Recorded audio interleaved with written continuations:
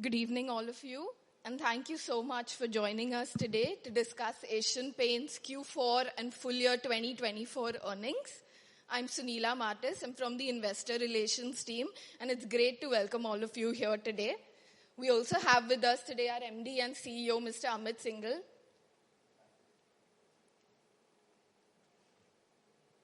Our CFO and Company Secretary, Mr. R.J. Jayamurugan.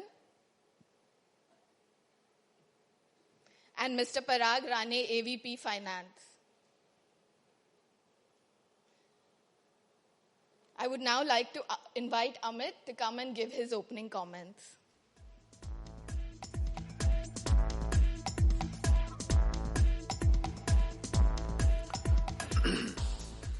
Very good evening to all of you. I think it's a pleasure to see a lot of you physically. I think most of the times we have been on calls and so on and so forth. So I think good time to really interact and have a conversation with all of you. Today we are looking at the Q4 results which we've announced today, and along with that looking at the FY24 in terms of how does the year span by. Take you through a small presentation. You're all familiar with the fact that we started a journey way back in 1942, and today we are very clear that we exist to beautify, preserve, transform all spaces and objects, bringing happiness to the world. So the whole area of bringing joy and happiness to people's lives is a strong area as a core value of the brand, which we kind of really pursue quite strongly all across our initiatives in terms of what we take. A small disclaimer, which you are all aware. Coming to numbers, if you look at the numbers, obviously this quarter was a little bit slow from the point of view of overall value delivery in terms of what we've seen, but we've still seen a very, very strong volume growth of double digits which have come in, which was the promise I made last quarter as I was presenting, saying that we will look at double-digit volume growths to kind of come in, which is something which we have maintained over a period of time very, very strongly to that extent. However, you are aware of the fact that we've taken a total price decrease of close to about 3.7%, which impacted literally the volume value gap which you have been traditionally seeing between the volume and value numbers to that extent, and therefore the overall value was a little bit depressed below the base at minus 1.8% in terms of what is there. Overall, for the financial year, if we look at it, the value growth was closer to about 3% in terms of what we registered, with a volume growth of 9% coming in. Both from a point of view of Q4 as well as the point of view of FY24. If you look at the CAGR numbers over the last about 4 years, they have been very, very strong in terms of high double-digit numbers in terms of what you see. And that is something which we have been pursuing, which kind of gives you an idea of the kind of growth which we have been pursuing over the years in terms of what we have kind of resulted in. So I think that's the overall area in terms of looking at how overall the top line has translated in terms of both Q4 and FY24 in terms of what it is. The industrial business, as you are aware, for the last 3 years has been doing very, very strong, and both the industrial JVs which are there, both the APPPG and the PPGAP, which is the joint venture with PPG of US, have been, really performing very strongly. If you look at the growths which come in along with the trajectory of the industrial sales as well to that extent, the industrial sales by itself has really grown very, very strongly, as I said, in terms of both volume and value to that extent. And today for Q4, if we take those numbers, the value trajectory from that minus 1.8 comes down to about minus 0.7 to that extent. And for the FY24, the growth rates go from about 3 to about 4% overall. The volume growth goes up to about 10% on an annualized level to that extent. So I think it is important, yes, while we see Q4, but the important part is to kind of look at the full year, because quarterly there have been some variations in terms of what we see. But the important point is that you've still kind of registered a total double-digit growth in terms of for the entire year coming in strongly, and the value possibly is a little bit depressed because of the 3.6% kind of a price decrease in terms of what I have indicated to you, with a little bit of down trading in terms of what has happened, especially in Q4 to that extent. When we look at this chart, and some of you who have been tracking are familiar with the fact that over the last almost 8, 9 quarters, 12 quarters, literally to that extent, if you see the trajectory on the double-digit volume growth has been a very, very strong story, which we have been kind of talking to you every time when we kind of meet and speak about overall of our growth rates.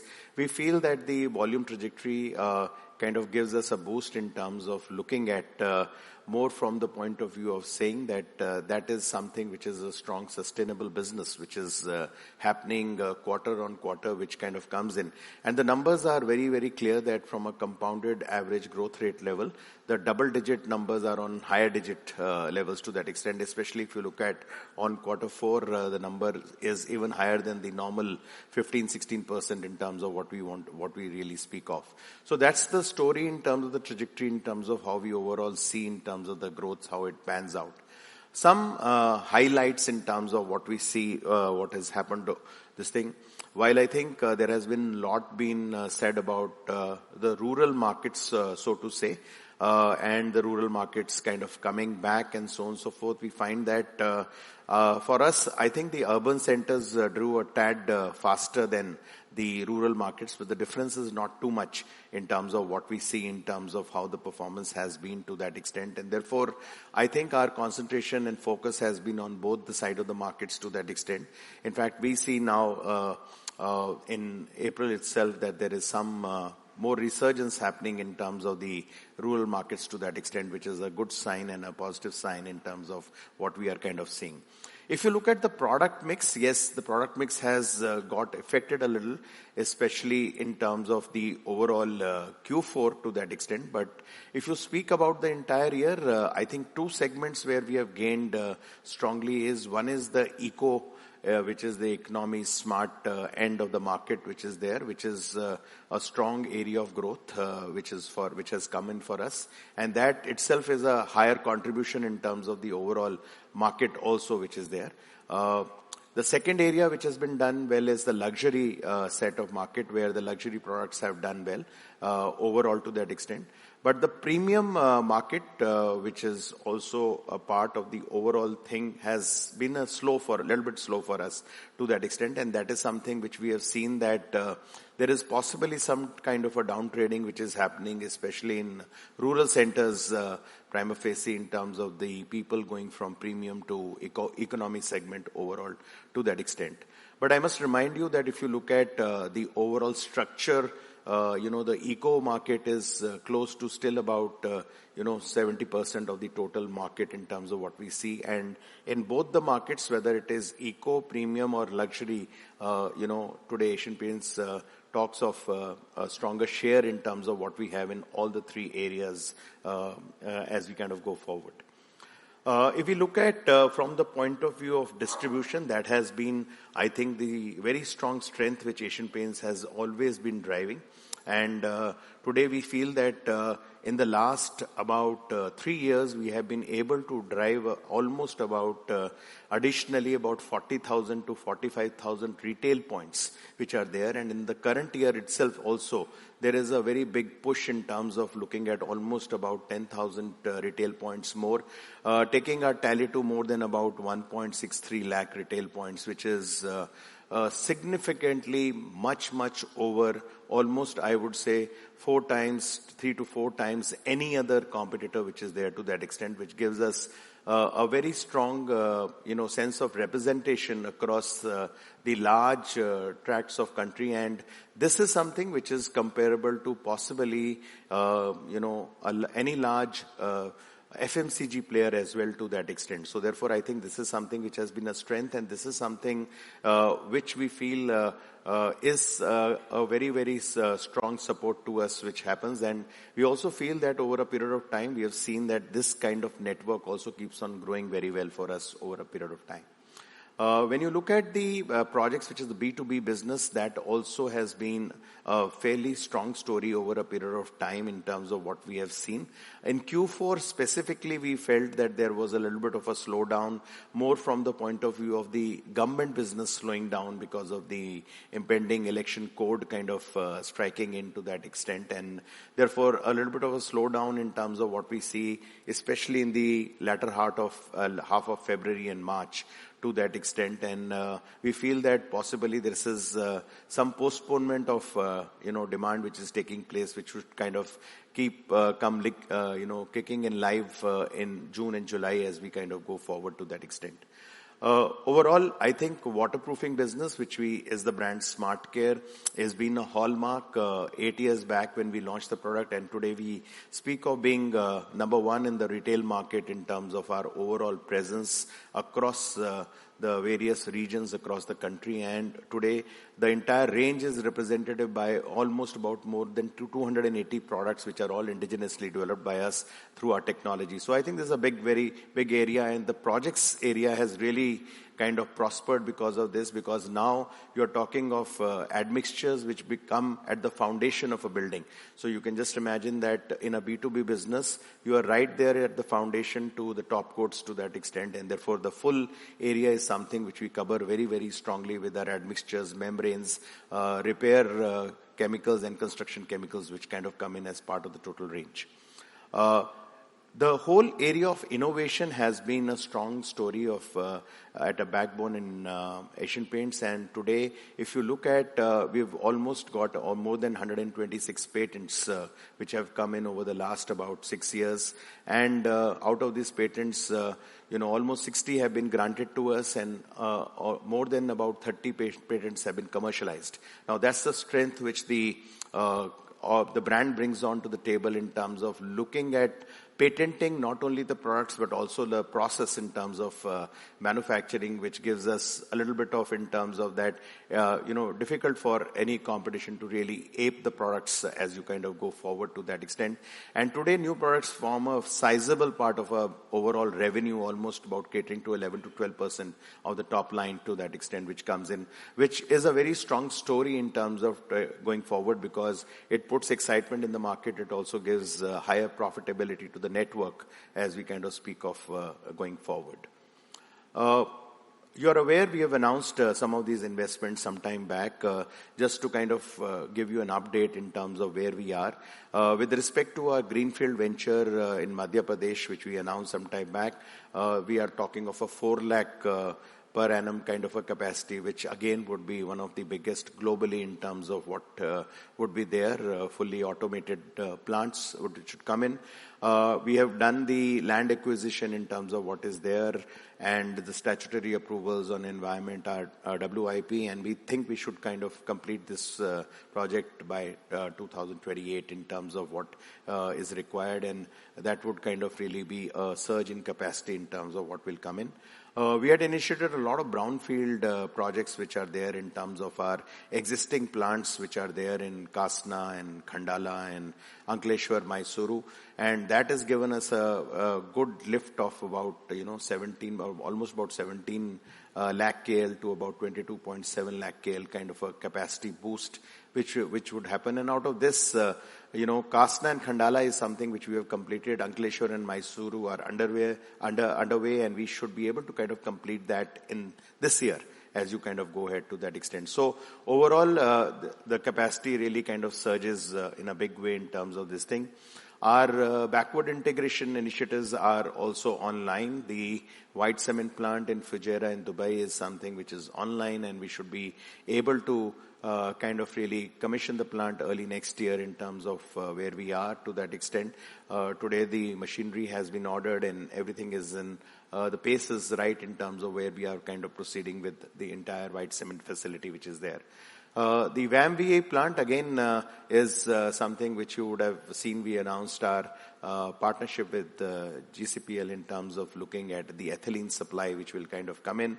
It's something which is again on track, and we are looking at again the year 2026 in terms of when we should kind of look at in terms of getting that also kickoff done in terms of this thing, which would kind of give us a very, very strong capability from a point of view of offering environment-friendly emulsion, which would be available at almost the lowest price which is compared to any other player in India to that extent.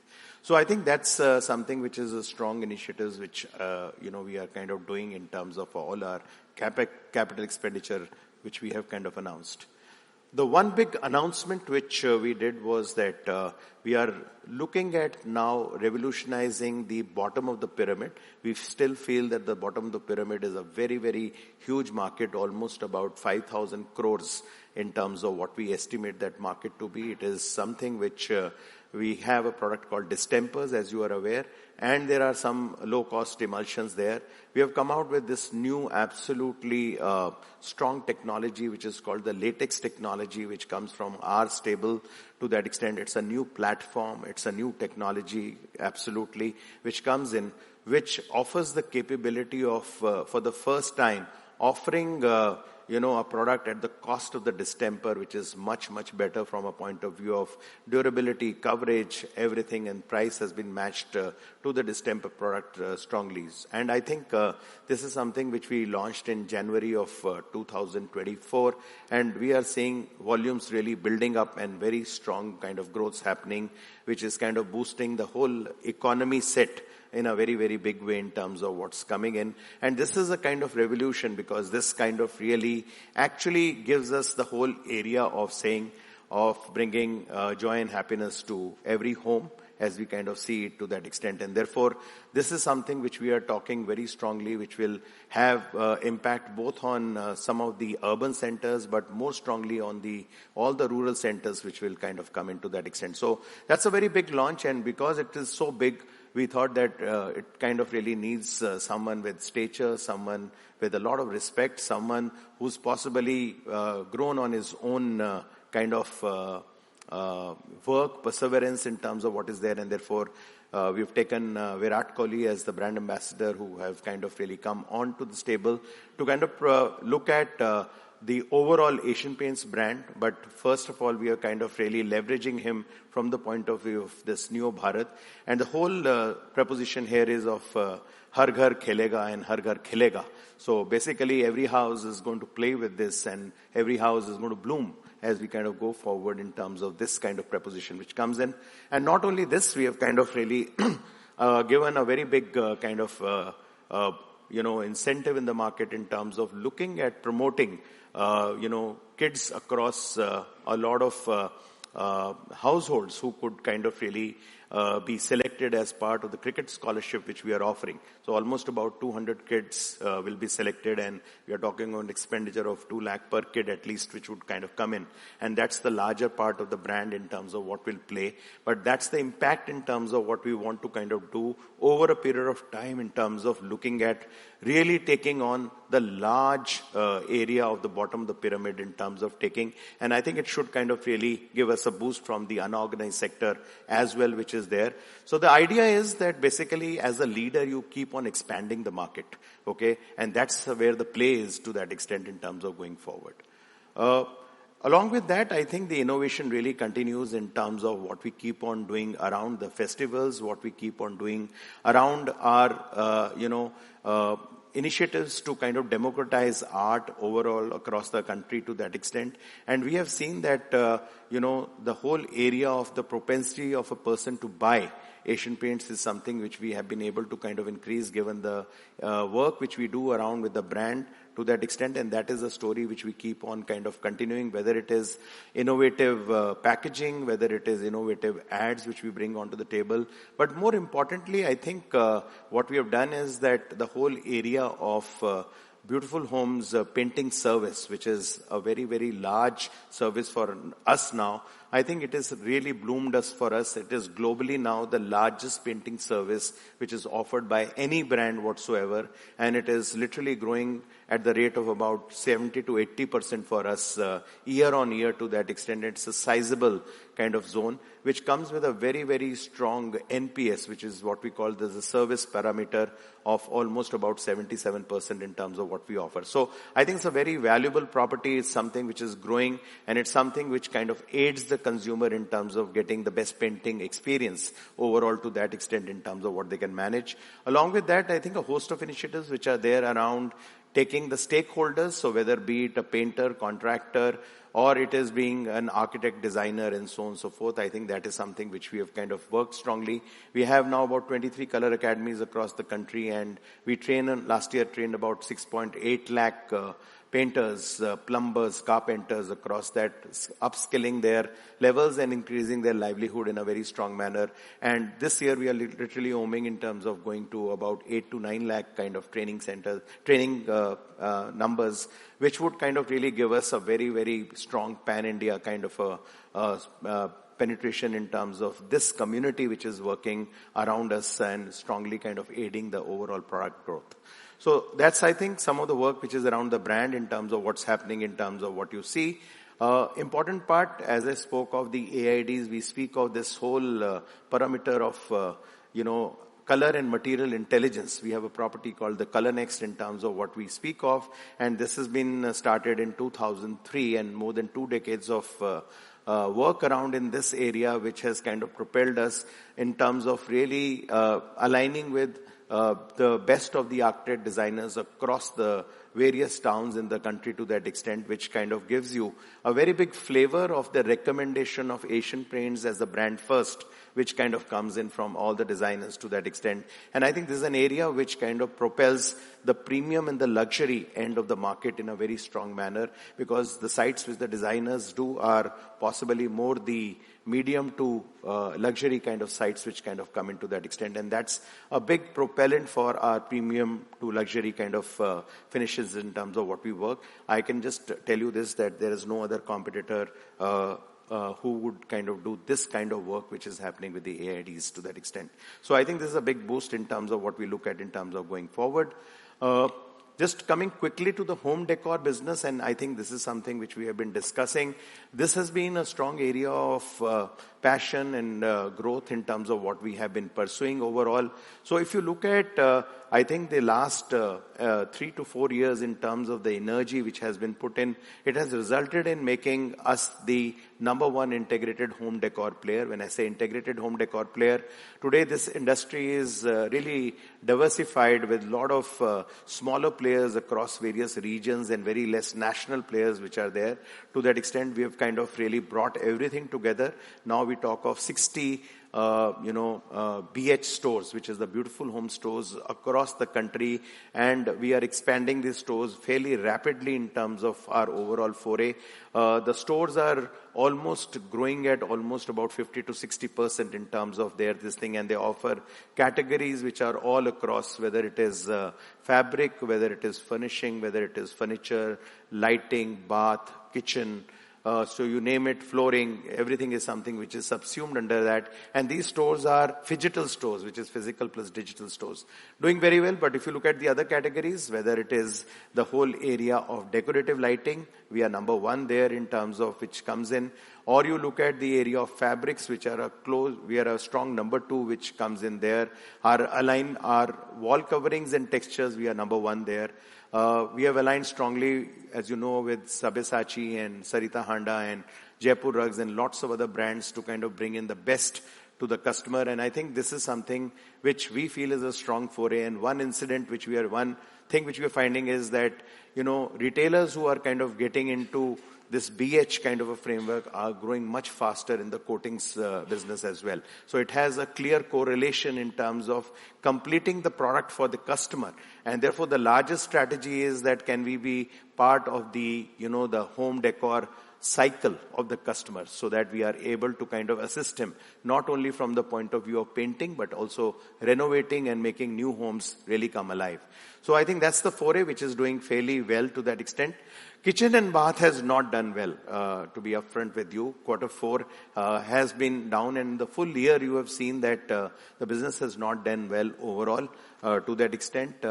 I think bath, our share in the market is very, very small at the moment to that extent, and therefore we face some headwinds in terms of the demand being on a very low side, and to that extent also the pressure comes in both from the unorganized segment as well as from the organized players to that extent, and therefore that is a business which we need to kind of really pick up and work strongly in terms of really taking it ahead. Kitchen was okay, but not so great in terms of what we see overall for the year. The thing is negative, but the good part is in Q4, we have still registered positive numbers in terms of the overall revenue, in terms of what we see.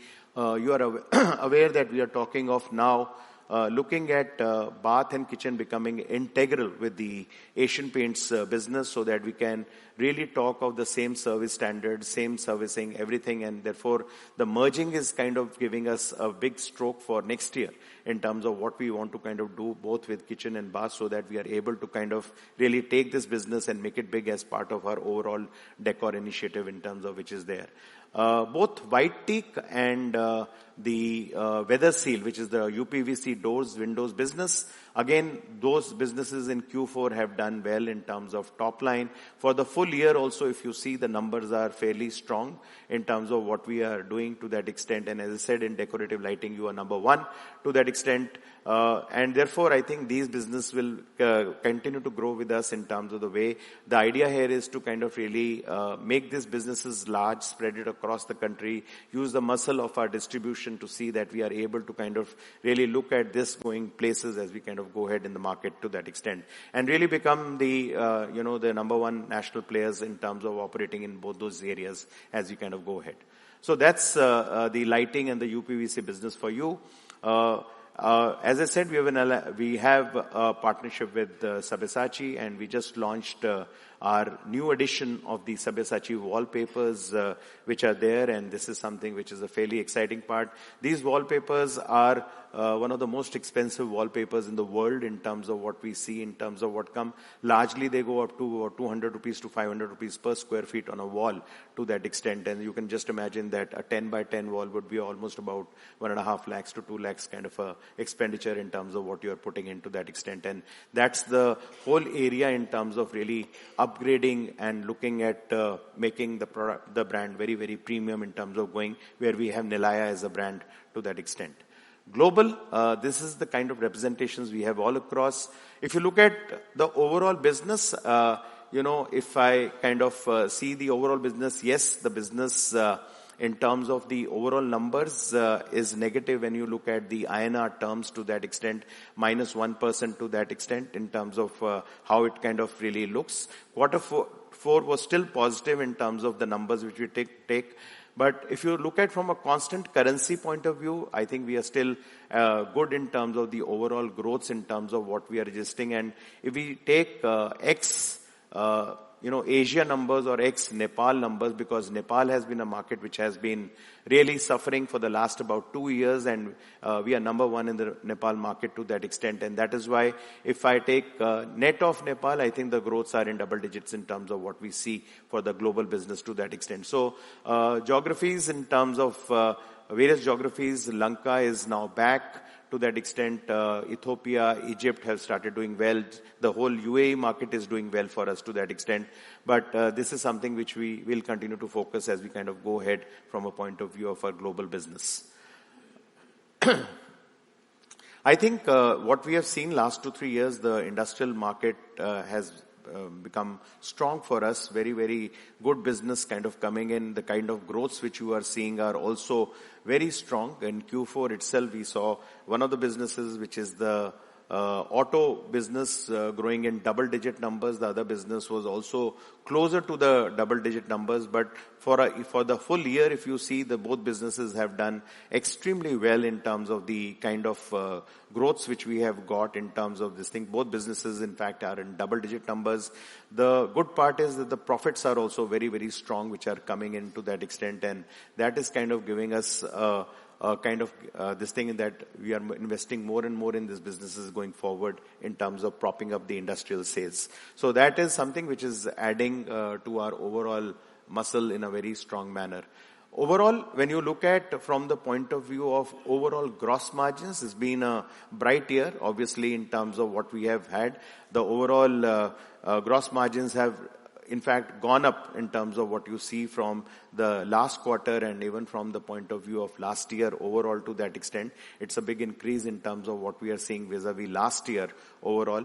Obviously, it is aided by in terms of some of the deflation which we have seen in terms of the raw material prices, but a strong part has been also the work on sourcing and formulation efficiencies which we have been kind of putting in, combined giving us this kind of overall gross margin improvement overall in terms of what we see in terms of the market.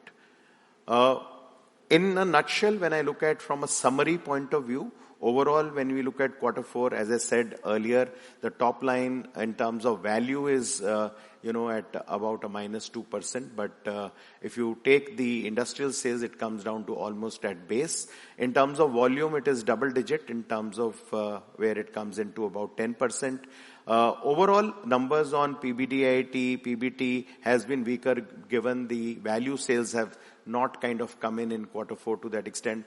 But I think on the whole, it is important to kind of look at the entire FY24 standalone numbers which would come in, which clearly shows that whether it is PBDIT, whether it is PBT, PAT, in all cases vis-a-vis last year, the overall margin improvement has happened strongly in terms of what we've been able to kind of do. And even in terms of the top line, the 10% top line from volume point of view remains. The value is about 3% after that 3.6% price decrease in terms of what I spoke of to that extent. So overall, I think gross margins improvement, PBDIT margin improvement vis-a-vis last year in terms of the full year, in terms of what we are seeing very, very strongly. Obviously in Q4, the PBDIT margins have come down vis-a-vis the last year and both sequentially to that extent. But that is more because of the fact that we've seen the value sales not really coming in to that extent, which has impacted the PBDIT margins to some extent in terms of the quarter four. But overall, I think the picture looks very healthy from the overall financial year 24 point of view in terms of the all the margins kind of going up for us and really kind of the profits being strong in terms of how it has resulted. Similarly, I think the Concall numbers are similar to that extent. In fact, if you look at from a Q4 point of view, the Concall PAT is up in terms of how it kind of really looks at. Even the top line is about -1% to that extent. In terms of the FY24, the numbers are similar. The PAT is almost up by 32%. The PBDIT margins are up from last year, almost about 220 basis points to that extent. And similarly in Concall, as you compare for Q4, the PBDIT margins are lower both from last year and sequentially to that extent.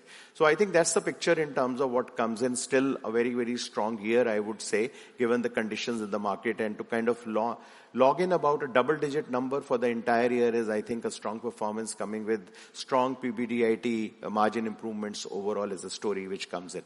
So that's the overall financials for you. We declared a 60% kind of payout dividend, which in terms of absolute value is much, much higher in terms of what we are kind of looking at giving. And that's been the story which is strong in terms of the dividend percentage and how been rewarding the shareholders with this kind of a performance which comes in. And obviously now the moot question which all of you are kind of looking forward to hearing is that what's next, what's coming in, how's the next year kind of looking into that extent. As we enter into the next year, obviously, I think this year there has been a little bit of this blip because of elections, the heat wave, and so on and so forth, what is there. But we have started seeing some now movement in the market. In fact, the rural markets are now responding much better as we see in the month of April and the starting of May. As of now, we see it to that extent. So we are still positive on the overall quarter in terms of how it would go in terms of looking at it and looking at really aiming for still strong double-digit volume growths for the quarter going forward to that extent, and also for the year in terms of we are looking pretty strong because 2-3 factors which are coming across. One, I think the monsoon's prediction still now has been good, which kind of is always a strong area of improving the sentiment, which kind of comes in both from the point of view of rural markets to that extent, and that is something which we are hoping. Second, we have a decent Diwali period, the festival period, which is kind of coming to that extent, which would kind of aid both Q2 and Q3 to that extent for us in terms of going forward. So that's another kind of positive in terms of what we are seeing. We are also seeing a little bit of a deferred demand from, Q4, which is now going to come both in retail and the B2B business to some extent.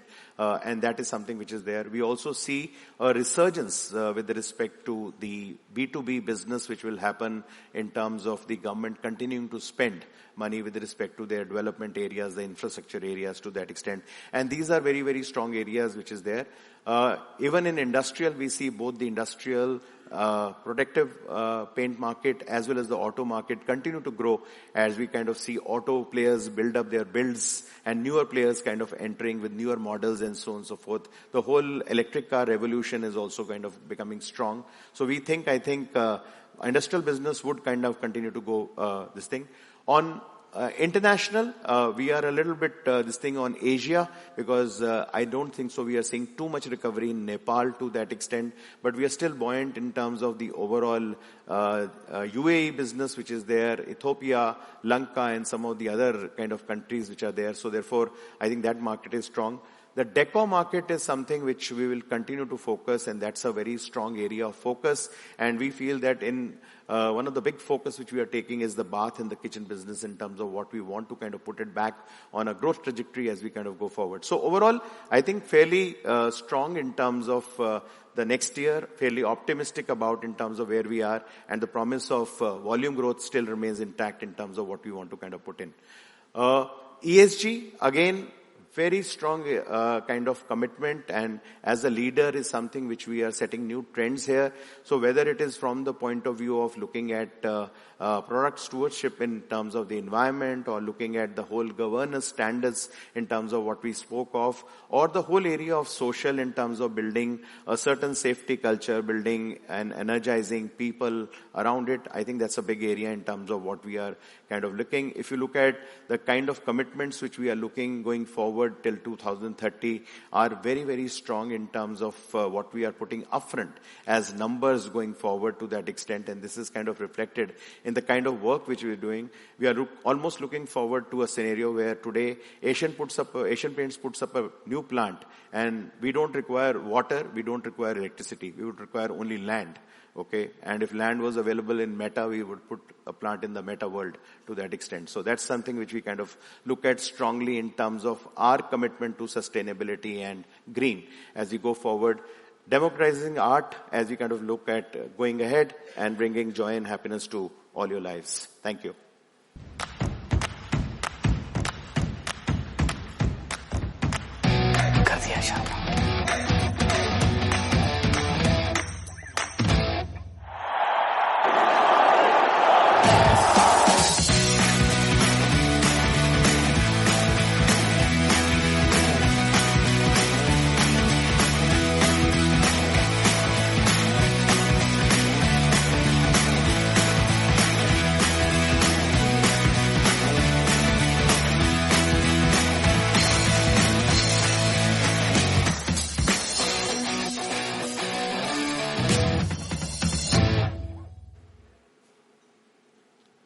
Great.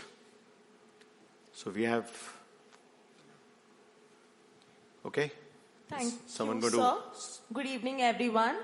Today we have participants who have joined us physically as well as virtually on Zoom video platform and teleconferencing.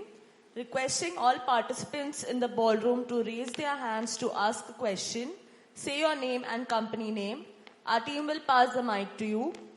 Please restrict your questions to only 2 due to time constraint.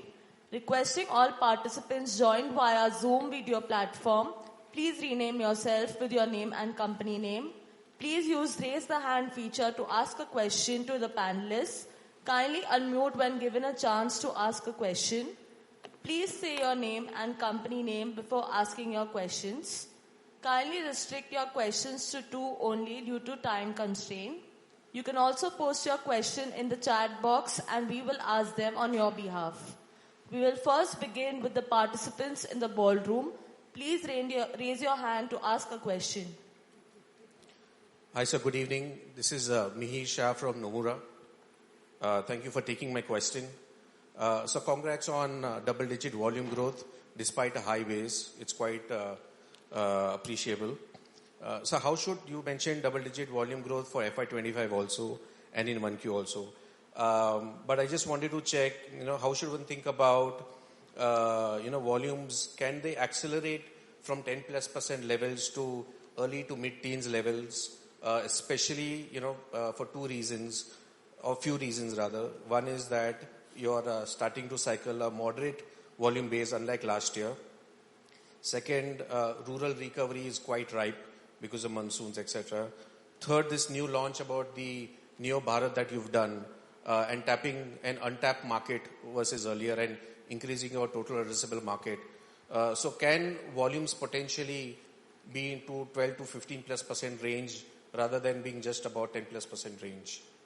See, obviously, most of the points you mentioned are right because these are the movements which we are seeing, especially I think the rural uptick would be a very strong point in terms of what would come in.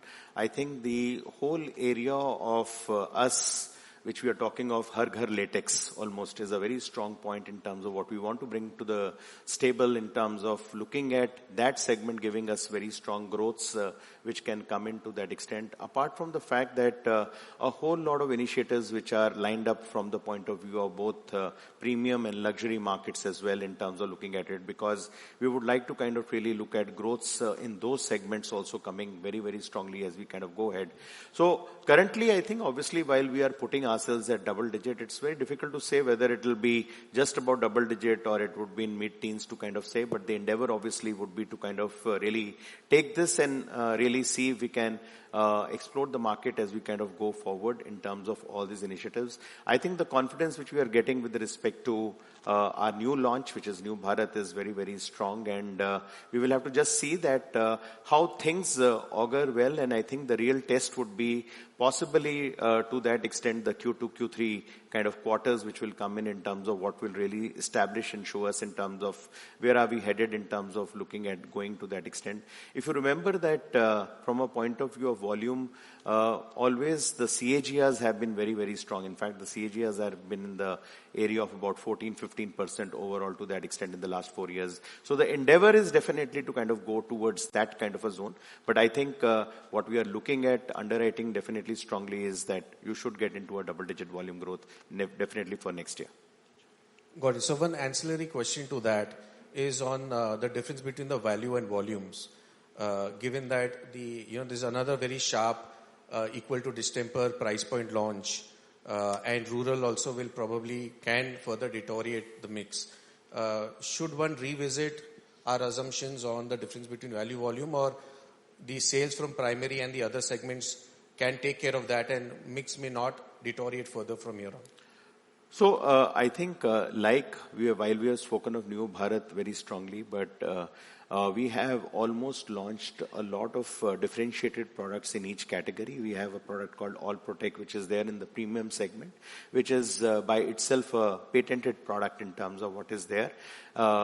And similarly, we have a Glitz, which is there in the luxury segment to that extent. So I think the amount of work which we are looking at to kind of do with all the stakeholders, looking at architects, designers, which I spoke of, the endeavor there is that we should kind of really look at balancing the the economy growth which is coming, with some good growths happening both in the premium and the luxury sector also.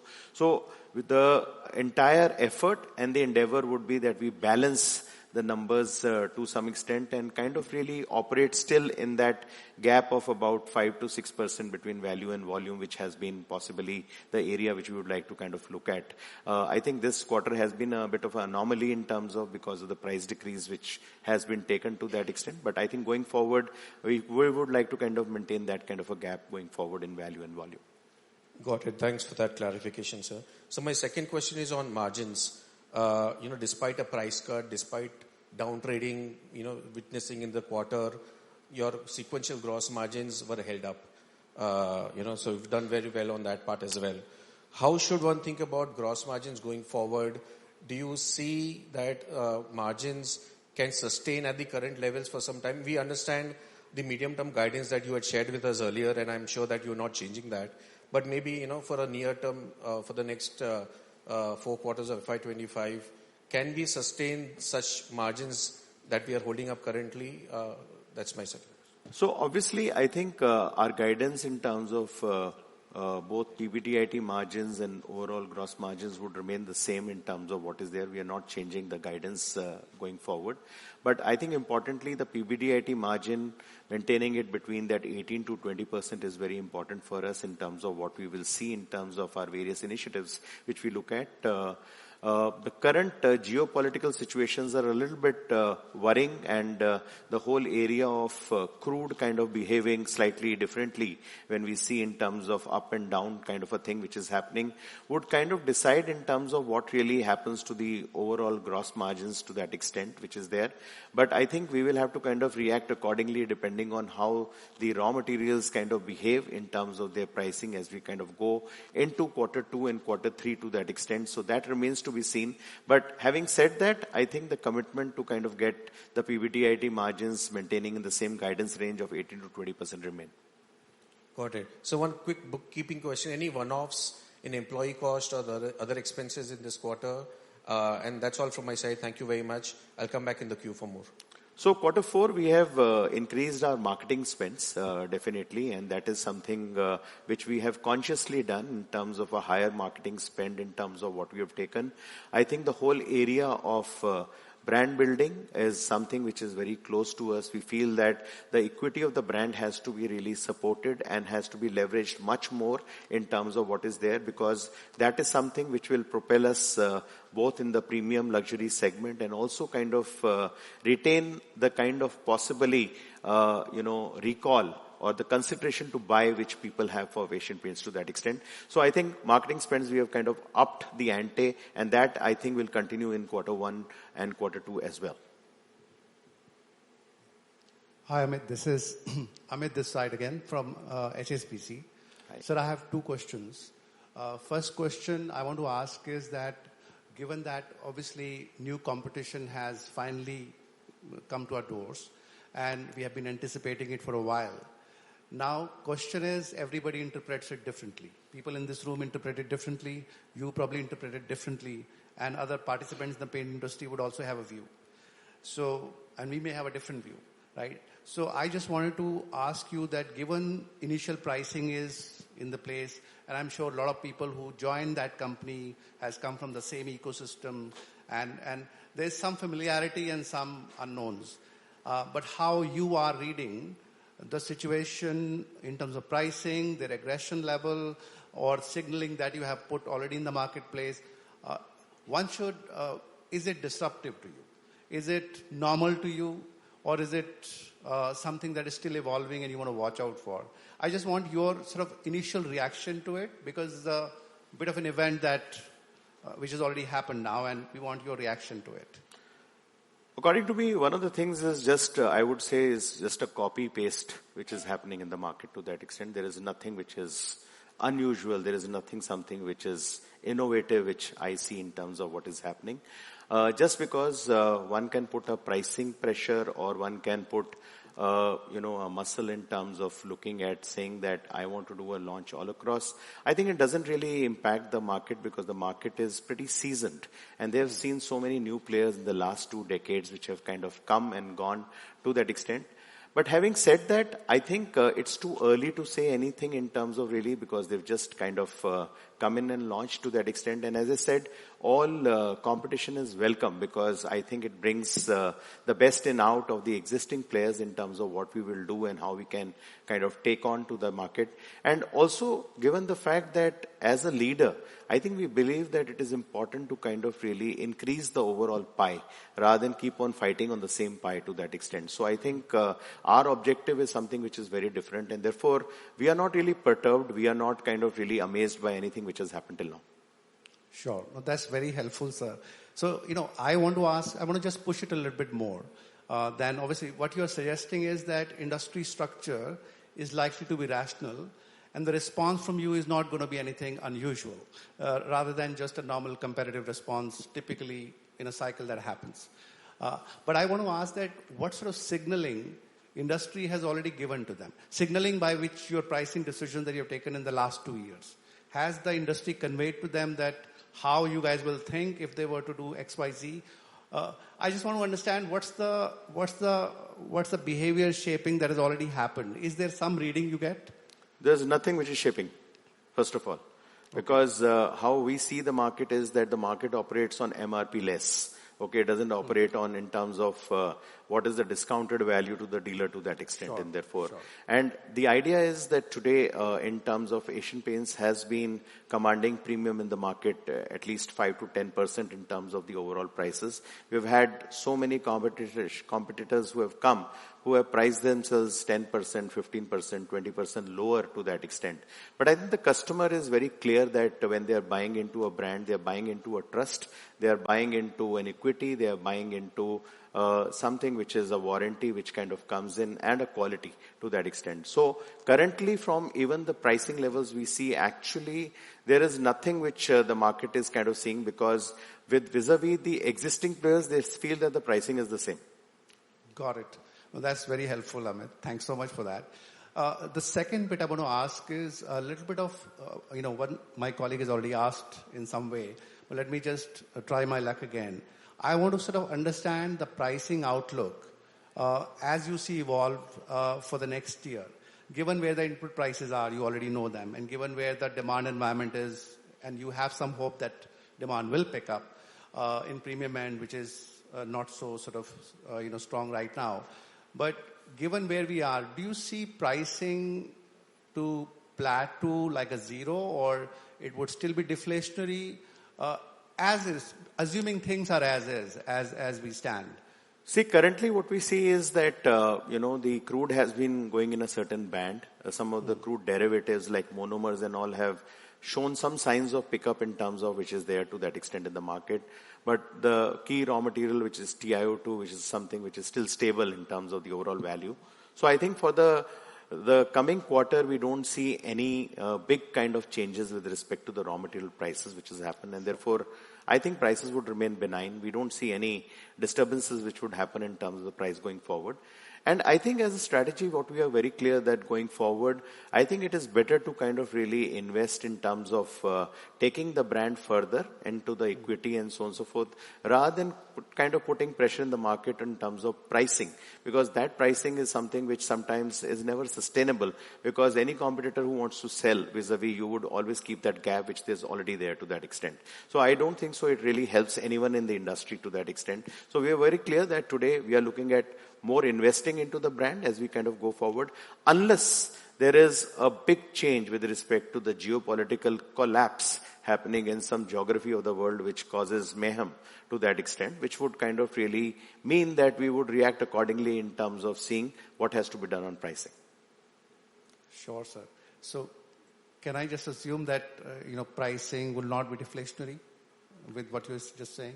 So you can assume what I am kind of saying from what is there is that as I look at it from a Q1, we see that basically it will be benign in terms of what is there clearly. And as we kind of go forward, I think we only expect some inflation to take place in terms of pricing. Got it, sir. Thank you very much for taking my question. Hi, Tejish from Avendus Park. Hi. Hi. Amit, as Amit rightly said, that it has been, the chapters of this competition has been unfolding gradually. So last 2 years, talent loyalty was put to test. In 6 months, perhaps customer loyalty will be put to test. And as we stand today, dealers loyalty will be put to test. So just wanted to understand that as the landfall is happening as we speak now of the competition, what is your understanding from past experiences also? How do you retain dealers loyalty? And just an additional point over here, the expansion that we have done on dealers count in the last 3-4 years, 10,000 dealers again this year. One grievance that we are picking up in our channel check now is that dealers are complaining about their territory getting smaller and smaller. So how should we think this paradox of, as at one point we want to expand distribution and then grievance is also now building up? See, as I see it in terms of overall some of these loyalties which you spoke of, I think it is too early. Some of them we are already seeing fracturing happening there to that extent. Okay, even at this stage to that extent. As a clear kind of strategy, Asian Paints has only used consumer as a very, very strong tool in terms of influencing the network, influencing the stakeholders which are involved to that extent. And today we believe strongly that one of the big areas which kind of puts pressure on the network, on the influencers, is the consumer's consideration to buy. Okay, and that is something which we would kind of really put a heavy muscle in terms of ensuring that today the mind share Asian Paints has, we would kind of continue to invest that we get that mind share very clear to that extent. And we feel that if you're able to work on the brand and with your supply chain efficiencies in terms of what you have put in, with the innovation which you kind of bring in terms of differentiation, I think today the dealer loyalties are very difficult to shift to that extent, which is there to that extent, because dealer also kind of understands the environment. They understands the pressures in terms of what comes in from a demand kind of a scenario to that extent. And as I said that therefore, it is difficult to kind of go and change the market very easily in terms of the structure of the market. Whatever you do, whether you copy the formulations, whether you take the people, whether you copy the plants, it's not so easy. And we have seen it in the past with so many new companies coming into the fore to that extent. 5 years back when there was another competitor which entered, I think all of you were asking the same questions. And now no one asks about that competitor at all. So maybe I think we don't know what happens in the next 2 years. And the last one, the muscle that you spoke about, one visible muscle that we have on our P&L this year is versus your long-term guidance on margins versus where we are exiting this year. There's a gap of 200 basis point or 250 basis point as you take the band. Do you think this as a ammunition that you'll use this year to kind of protect or gain market share if need be? As I said, I think whatever is the ammunition we will put behind, as I hinted that we are putting a lot of muscle behind our marketing, and that is something which we will continue to do. You've seen a new brand ambassador which has kind of come in. These brand ambassadors don't come in cheap to that extent. And today as we kind of look at, okay, we are putting our muscle, whether it is IPL as a media or in terms of any other hot properties which are coming. I think that's a strong imperative which is there, and this ammunition will help us in terms of doing that. Great. Thanks and all the best. Yeah, thank you. Good evening, everyone. And sir, thanks for reassuring on the volume growth. But my question relates to, again, the VAM and VAE we have discussed in the past. But one of the competitors reiterating again that there is no benefit of manufacturing VAM here in India. So could you give us again a perspective that what exactly the margin benefit we are looking at and how that benefit will flow to us in terms of manufacturing versus importing from the international markets? Okay, so, when we got into this business and we are looking at investing more than 2,100 crores in terms of setting up a plant, okay, we would not be blind to set up a place where there is no cost benefit. Okay, that's the first answer. Okay. Second, when we look at the benefit which will come in vis-a-vis any import which comes in, the advantage is not only with respect to the cost, but in terms of the innovation in the emulsion properties which we will be able to get, which no one is able to do with direct imports to that extent. And this will add some unique properties to the paint at a cost which is unimaginable to that extent by maintaining possibly, the same or higher margins in terms of what will come in. What we think, depending on how we kind of really rapidly increase the utilization of the plant, I think overall in terms of margins, it will definitely aid in terms of at least about 1.5% in terms of boosting the margins. At the overall company level, 1 to 1.5%.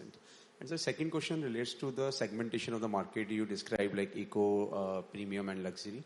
And you mentioned that there are pressures in the luxury segment. So could you give us a broader market differentiation, how these three markets have grown in FY24 and how do you expect these markets to grow and what is our play in each of the market? We understand Neo Bharat, but what is our play in the segment like luxury and the premium markets? So in each of the markets, whether it is economy, premium or luxury, I think the share Asian Paints enjoys is very strong to that extent. So therefore it is not that the share is higher in one and share is lower in other to that extent. So the shares are very strong. In fact, progressively if you go to premium to luxury, the shares get only higher to that extent. That is one. Secondly, what we see is that, as the market construct is today, luxury is coming in very strongly, whether we see luxury apartment sale, which is happening, second homes, second villas, which are kind of coming for people. We see a penchant in terms of people kind of upgrading strongly to that extent. So we are banking very strongly that the premium and the luxury segments will kind of fight back strongly because there is nothing which is a worry of loss of share there. It's only in terms of the propensity of the people to kind of really upgrade and get into that kind of a segment. We also feel that the down trading would be much lesser in the coming year in terms of what is there, which would kind of really prop up that premium segment, which there is something which we have felt in terms of a slow movement this year to that extent. So given that fact, we are definitely, this year we have done fairly well in economy and luxury. As I said, premium was slow. Next year, we are looking at definitely taking economy with the new Bharat coming in a very big way. But we are putting a lot of energy both in premium and luxury to match the growth rates which we can get in economy even there. Great, sir. Thank you and best of luck. Thank you. Hi, Sheila Rathi from Morgan Stanley. So my first question was with respect to our distribution strategy this year. So one, obviously, what is the plan in terms of expansion?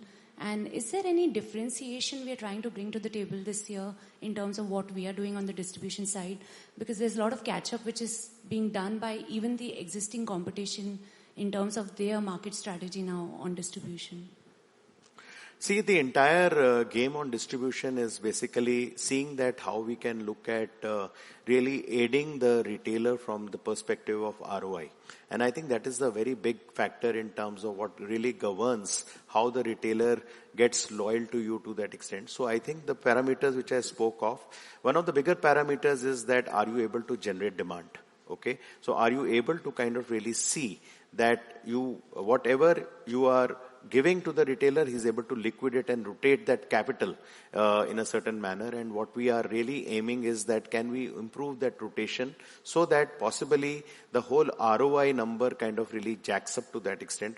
It's not easy for any other player to kind of do that because it requires a whole lot investment, not only from a point of view of just the supply chain engine, which kind of really works, but it also requires a lot of investment with respect to your forecasting abilities. And therefore what we are doing is we are also invoking a lot of element of AI and other algorithm models which are kind of coming in, which will kind of really look at improving our forecasting ability and our ability to kind of really increase our, the order fill rates, which we call in terms of the retailer when they kind of really order something from us. And therefore, parallelly, given the marketing spend on consumer, looking at saying that equally the liquidation also gets very, very strong in terms of going forward. We have a very strong painting service which is going on. We are looking at a very strong digital program in terms of how we look at customers kind of behave. We have almost about 4 crore customers coming on our website. And today, we are looking at really seeing that we are able to get these customers to kind of get converted into demand for our retailers in a strong manner. So the entire perspective which we are bringing, which is very different from competition, is to really kind of re-energize the ROI in terms of which goes up, which will basically means revamping of the supply chain model. It would mean kind of getting AI to kind of really look at better prediction, which kind of comes in. And third, in terms of looking at a marketing capability to energize the whole area of demand and the whole compulsion of the customer to really buy into Asian Paints. And any guidance on the growth rate on distribution? So, at an average, I think we have been adding almost about 10,000 retail points every year. And notwithstanding, someone said that today some people are saying that their business is decreasing because of the numbers coming in. I think this country is huge, and the way it is expanding, the way the demand is going, where the cities, suburbs are expanding, okay? I don't think so there is any saturation which we are seeing in terms of clusters which are opening up, especially when we look at the rural segments in terms of to that extent. So I think that area of about 10,000 retail points would kind of really remain. So my second question is with respect to EBITDA margins. You said that we'll maintain the guidance of 18 to 20%. So just wanted to understand from you that what are the levers for us to maintain these margins, because you talked about investments around, media investments. So just wanted to get your perspective there. See, the big levers definitely there is the whole area of the, a world-class supply chain model in terms of what we run, which ensures that the kind of overheads, the CPTs, which we kind of work across our plants is something which gives us a very, very big advantage in terms of what we are able to kind of get in terms of our overall cost to that extent. The second area is in terms of our efficiency in dealing with overheads with the kind of scale, economies of scale which kind of come in is something which is a second big imperative. The third area is the whole area of sourcing and formulation efficiencies, which work as a very big lever because in the paint industry, almost about 58 to 60% cost is raw material cost to that extent. And therefore, any work which happens in this framework will only give you more and more margins which could kind of come into that extent. And the fact that you are a fairly strong player, I think you do get economies of scale. Today, if you look at the EBITDA percentage margin difference between us and any other player, it's a significant difference which kind of really exists. And therefore, we feel that some of these initiatives which we are kind of looking at will give us far more leverage in terms of looking at maintaining this kind of a guidance in terms of what we are putting up. And not only that, once we kick off our backward integration initiatives in terms of the white cement and the VAM VA, which is kind of coming in, that itself will kind of give a boost in terms of maintaining this kind of a guidance going forward. Hi, this is Jay Doshi from Kotak Securities. Yeah, hi. Downtrading from premium to economy is a trend that we are seeing across most consumption categories, partly due to inflationary pressure that consumers are facing. As a market leader, what are the steps you are taking to arrest this decline to the extent possible? So see, I think it's a natural propensity of the people that, the value for money equation is something which is very, very important to the Indian consumer. And therefore, I think where we are kind of working very strongly is that to improve the VFM equations for the customer very strongly. So for instance, to give you an example, if there is a premium product which is priced at a certain point, we are looking at saying that can the customer get higher coverage out of that product, which basically means that the per square feet cost for the customer at a premium level becomes very, very attractive in terms of which is there without decreasing the price of the product to that extent. So there are, I think, initiatives like that where we are looking at saying that at a certain price point, the kind of value which you can give to the consumer is so strong that possibly the downtrading attraction is something which becomes lower, because the moment the customer downtrades, what the person gets out of that product is not similar to what he has left at a certain price point. But nothing essentially on pricing. That's why you asked me a roundabout question and I gave you a roundabout answer on that. No, I meant, you generally talk about 3% price reduction, but we don't know whether the 3%, it's 5-7% at premium level and negligible at luxury level or something No. like that? So see, there is some balancing of costing which we will keep on doing depending on possibly where is what you feel as some bit of a pressure which comes from the market. But essentially what is being seen is from the point of view of is the affordability at a consumer level. We don't really benchmark ourselves in terms of looking, because today what we feel is that we are the first ones who would kind of really regulate a certain price in the market in terms of what we want to do to that extent. We don't really look at X, Y, Z in terms of what they're offering to that extent, because whatever is the pricing, people adjust their discounting accordingly to that extent. So the pricing model has to be seen along with the discounting model. Okay. Unfortunately, a 2-3% increase in the hike in the market doesn't do anything, because the discounting is much more than that which is happening. So therefore, I feel that today pricing is not the right way to kind of really look at it. Whatever kind of corrections which we are taking is more because you have seen the kind of inflationary levels which we have seen in the years gone by to that extent. And there is some correction in terms of what we are doing because of that. And the deflationary environment which is giving us some buffer in terms of saying that you can't look at possibly increasing your margins to a little bit beyond the point, because then the consumer starts down trading, which is what we spoke of. Sure. Now, second one is actually on pricing, direct one. There is a 15% price gap between Birla Opus and Asian Paints today, ballpark, if we consider their extra grammage. Should we expect this to narrow down during the course of FY25? I don't think so, because today there are already competitions who are less than 15% than us. And that is something which we have felt that it's been for years. It's not something which is extraordinary in terms of what is there. So all the new players, basically, they even go down to 20% lower. So this is not an extraordinary strategy in terms of looking at pricing lower.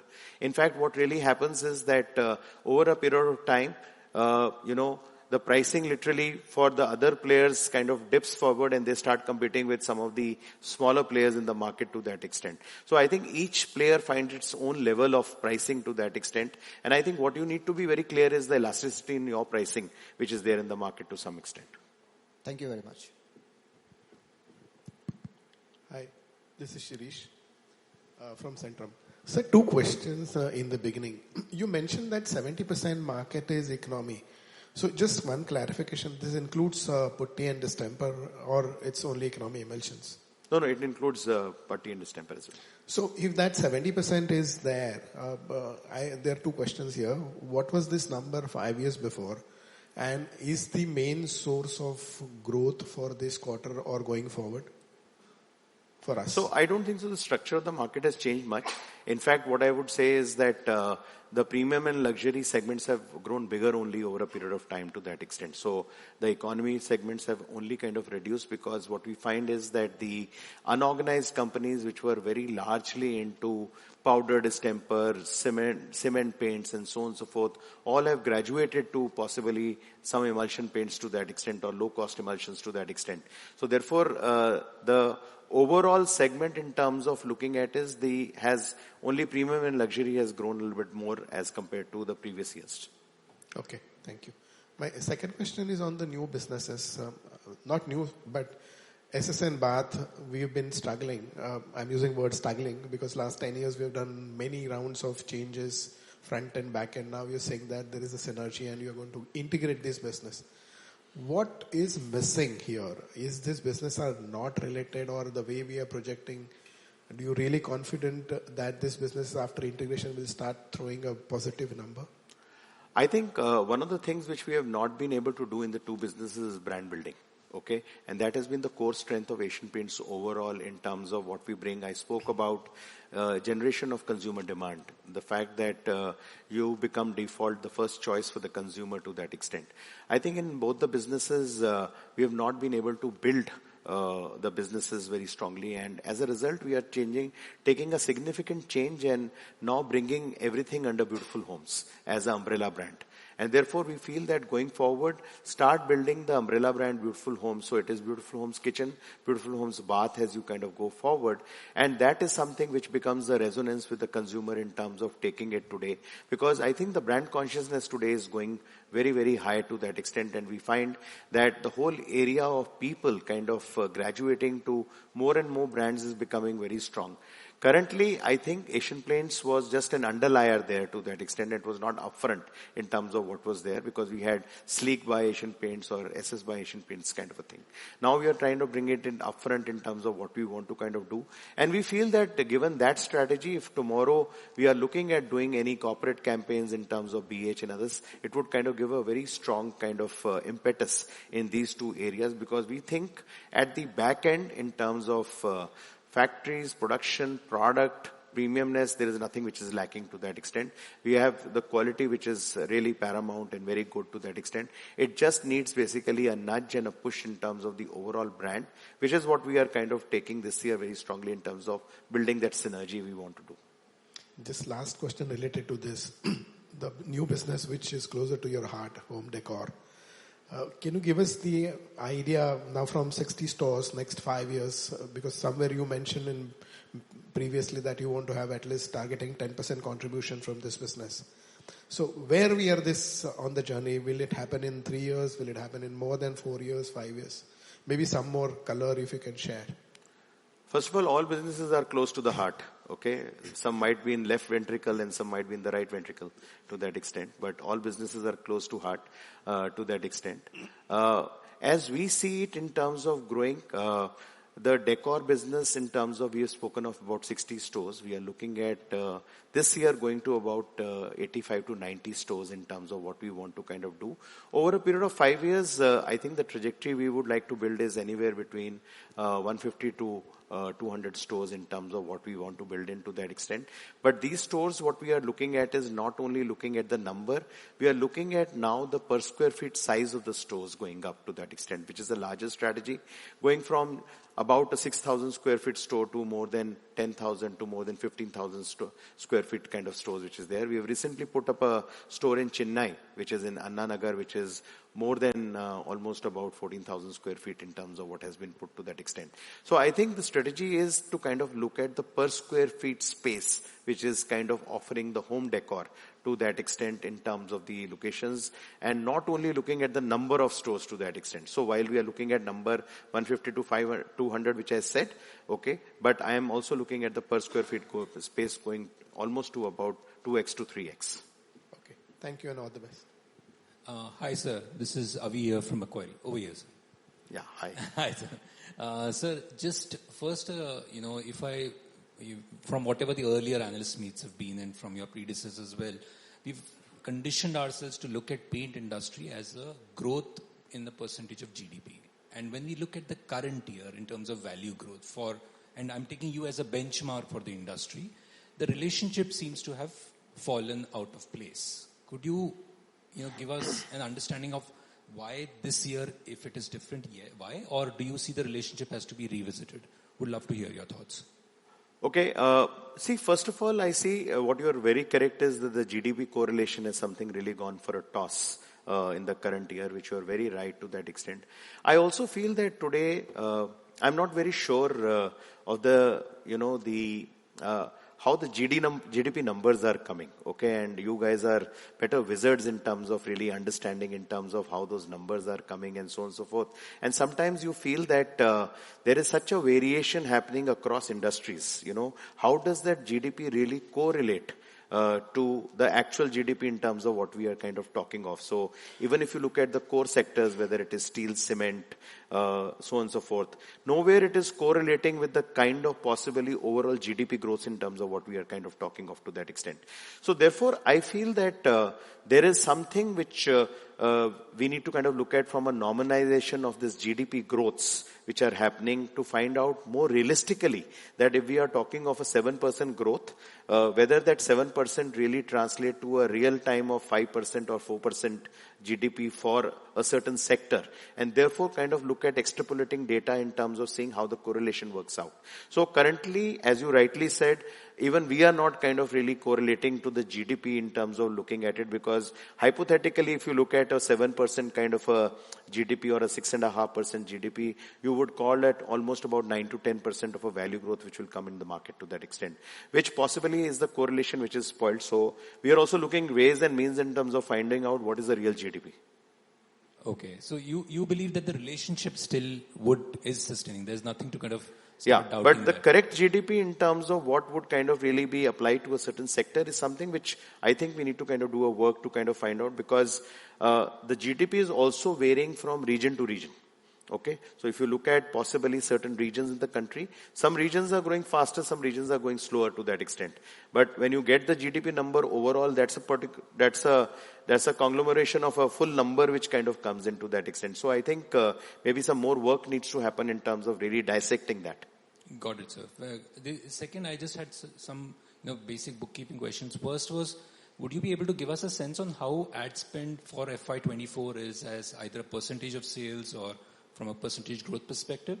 And B, if you could give us a sense on tinting machine count, where do we stand and what is the outlook there, if you could give us that sense? So see, as I said, in terms of the tinting machines, the rough way to kind of look at is that we are almost about 3 to 3.5 times any nearest player to that extent. Okay, since you know the numbers of the others, you can extrapolate that data anyway to that extent.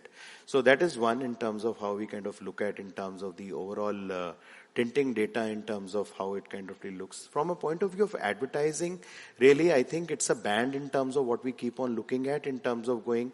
So basically the band can go to 3 to 4%, it can go to 5%. It is a band in terms of what we kind of look at in terms of this thing, because there are very much strong components around it. There is something which is happening, which is more below the line, which is more disruptive work in terms of, for example, the work which we do in terms of street art, which is there.